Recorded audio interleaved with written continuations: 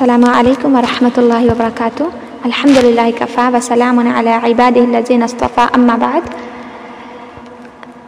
अल्हम्दुलिल्लाह, अब तक हम तनवीन और नून साकिन के क़ायदे पढ़ रहे थे। उसके बाद अब हमें पढ़ना है मीम साकिन के क़ायदे। जैसा कि हमने इससे पहले नून और मीम इसके हवाले से ये पढ़ा था कि नून और मीम कुरान मजीद में 3 तरह से आए हैं, यानी कभी मुतहर्रिक होते हैं, उन पर ज़बर ज़ेर या पेश है नून पर और मीम पर, ठीक है।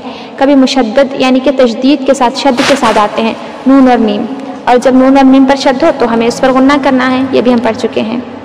और तीसरी हालत है नून और मीम पर सुकून यानी कि जज़म आता है। तो नून पर जज़म आने से उसके जो क़ायदे बनते हैं, इदगाम, इक़लाब, इजहार और इख़फ़ा, ये हमने पढ़ लिए हैं।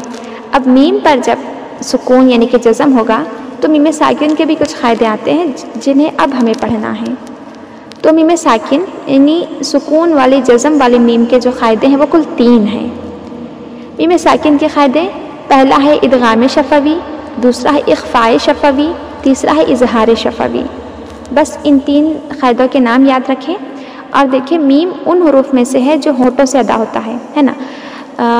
जो हुरूफ शफ़वी है, बा, फ़ा, मीम, वाव, तो होठों से अदा होने वाले 4 हुरूफ में से मीम भी है। तो इसीलिए मीम साकिन के क़ायदों में जो है शफ़वी का लफ्ज़ इस्तेमाल होता है।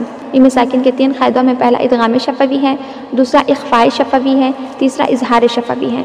तो तनवीन और नून साकिन के क़ायदों में हमने सिर्फ इदगाम, इख़फ़ा, इजहार ऐसे नाम याद रखे हैं।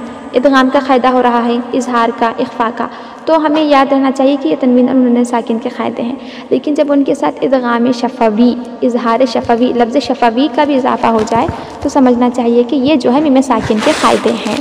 तो ये थोड़ा सा हल्का सा फ़र्क है, इनको ज़हन नशीन करें। फिर एक एक क़ायदे की तारीफ़ और उसके हुरूफ और उसकी मिसालें वगैरह इंशाअल्लाह अगले बहस में आपको बताई जाएंगी। बारकल्लाहु फ़ीकुम।